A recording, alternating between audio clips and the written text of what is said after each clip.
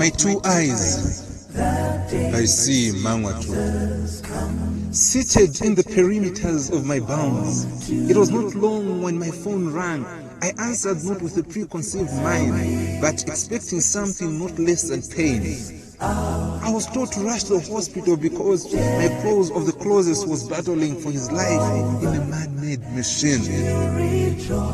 Reaching at the bedside only to be met by the floods of tears by the fellows, I then could not resist the thought, why God? Why my friend? I got into my car, moved through the street of the cemetery only to see a woman holding a flower with a heavy heart.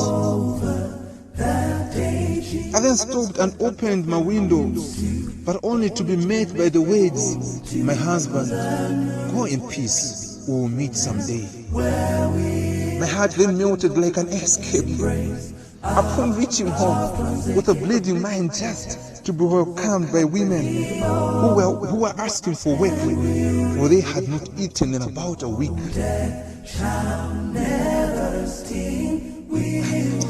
Just before I answered them, as if it was not enough only to get a call that they had stolen at my neighbor's place. Then I gave what I had to these women and went in my closet with a painful heart. I asked God, why Lord, why Father? If it be the beginning of sorrow, then what will be of the end thereof? I cried and wept, even mourned for the sins that had passed just before me. I then took off for the prisons to see some of the brothers of mine who were accused for murder, yet to be sentenced to death. In a sorrowful state did I take off for the prisons. It was only about half the journey when a truck got into my lane and I could do nothing but to find myself in the wheels of the enormous truck.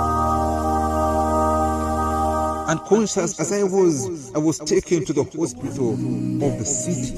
The surgeons therefore indicated how deep the cut and wound was and how slim the chances of life were. I lay there only hearing sounds of people who were grieving because of my neighbor bedmates who were breathing their last.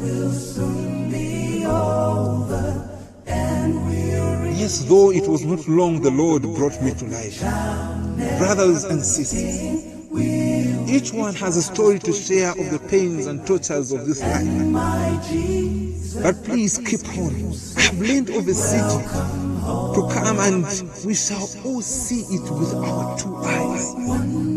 Yes, the deaths, diseases, and losses of this life will strike and will seem like winning. But praise be to God, I have read of how it will all end. In a moment, in a twinkling of an eye, just around about the tree of life shall we behold our long departed brethren.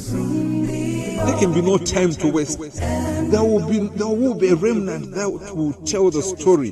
But in the meantime, let's live for our Creator by letting love lead. For our home is nearer than ever before. It's nearer than before.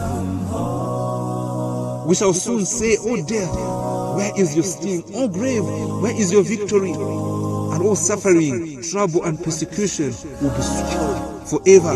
Oh, I'm tired of living in this world where here they are satisfied, they've eaten, there they are sleeping in hunger, here they are nursing somebody who's sick, there they are burying.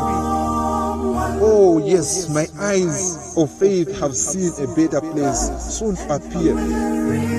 Indeed, I'll hear a voice saying, "Welcome home.